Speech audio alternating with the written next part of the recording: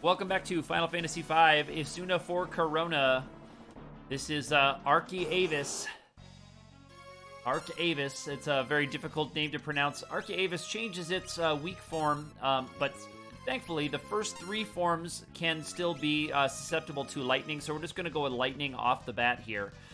We're going to go with, sorry, I'm talking as I'm playing. This is a regen song. Vitality song puts regen on everybody, so that's going to be well worth that investment. And I'm going to keep going on it. I could start putting Protect on people with the red mages, but I'm going to just stick with the white mage to do that. And the white mage will just be doing some healing as he can. There's a lot of tools we have in this fight that can really help us with that. But we're just going to start with putting Protect on some of our characters. We can take this more aggressively than I am currently. This can definitely be more aggressive than that. But we can play it a little bit safe here to kind of demonstrate a little bit safer strat. So that little hiccup right there tells me that we had a form shift right there. That means that it's now on its second form. It can still take damage to lightning, but its resistances and its armor and everything is going to be a little bit different.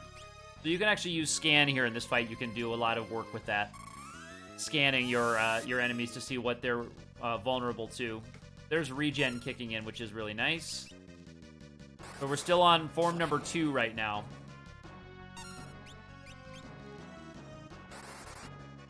And each form has 1,600 HP. The first 4 forms, actually. The last form has 2,500. There's 5 forms total.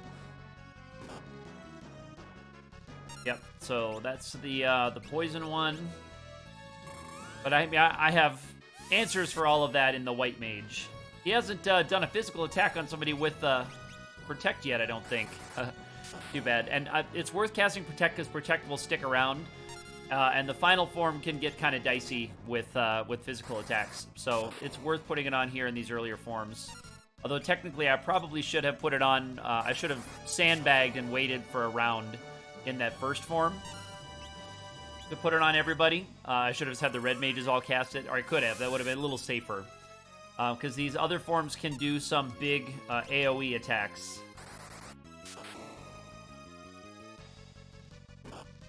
Okay, so there was a nice attack on somebody who had Protect on.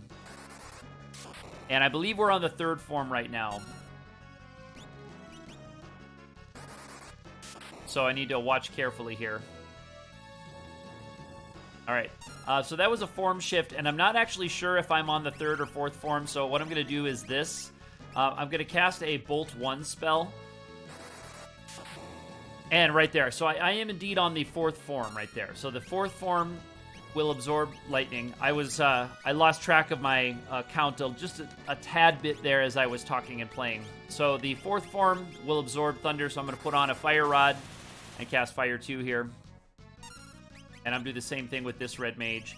After this fight, or after this form, it becomes a physical battle because this thing will nullify all of my magical attacks. So we're just going to be all out on the physical side. There's no equipment to change here for the Bard because the Bard can't equip rods. All right, there was a nice dodge. Thank you. That was very good.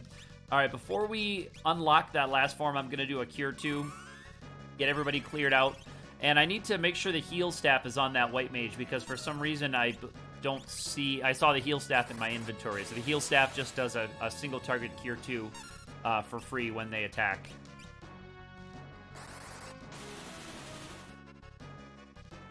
Alright, so that's the first 4 forms down. Now we have the final form. Some people call this the undead form, although that's a little bit misleading because it's not actually undead. So in there you see ArchaeAvis, but in the menu here it's ArchaeAvis. So we have a couple different conflicting names for this thing. That's okay though. That's not a problem. Alright, yeah, he just has a regular staff. We need to get the heal staff in his hand. And there's really not much he can do right now. He's just going to be curing anyone who has gotten a little bit of damage. Regen will generally outpace poison. So I'm going to bop up Rose. Breathwing is big, so that's going to be a Cure 2 for everybody when the white mage comes back around. Actually, I can just have my my Bard take care of it. My Bard has the the Mongosh, or the Guardian Dagger, which will block some physical attacks coming in and does decent physical damage. Now I'm going to go to a physical attacking here for my Lena. She's going to go with the Mithril Sword. I think Ferris is going to go with the Ancient Sword. And my White Mage is going to just, I think, stick on Cure 2s. I know we're pretty close to full health, but we're just going to stick with that. Yeah.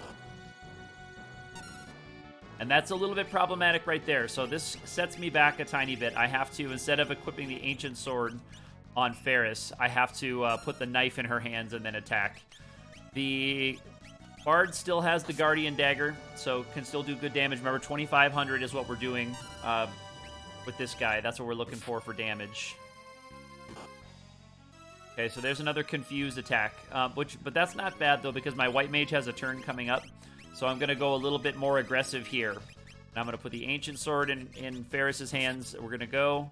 And then the White Mage will just attack with the Healing Staff. And that does still count as an attack. So it will actually still knock her out of Charm status. So Lena will be out of Charm status with that healing attack.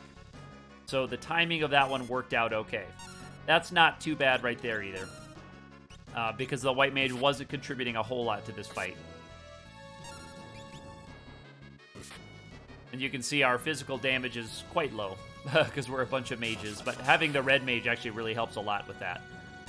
I'm going to have Ferris attack because she has the best damage. And then I'm going to have my Bard cure us up from that fight because the Bard has pretty low damage. Also pretty low magic power for the cure. And it won't take too much longer to knock this thing down. There's a nice dodge right there. I don't need to cast another red spell. Don't need to do another cure just yet. And there it is. So there's ArchaeAvis. A little tip right here. After this battle, there's a cutscene that causes Galef to leave your party. So what you want to be really careful about is not leaving him equipped with things that you're going to need for the next couple of battles. So I always like to make sure, there we go. And that one timed out perfect to get Lena her level. So when I go in the door up there, I'm going to have a cutscene, and at the end of that cutscene, Galef is going to be gone for a while, and any equipment that he's carrying is also going to be gone for a while. It's not gone forever, but it's gone while he's gone. So the thing you got to remember right here is you need to go into Galef, and you need to take everything off. And look at, I've got the statuses. I could have used heal to knock off some of the statuses when the White Mage had some of those pointless turns, but anyway. We are finished with that and ready to unlock our chemist job in the Earth Crystal. If you want to know more about how you can help Isuna for Corona, do check the link that's in the description here if you're looking at this in the summer or fall of 2020 while this is going, the summer of 2020 till April. You can check out that link and see how you can help. Otherwise, we will see you next time.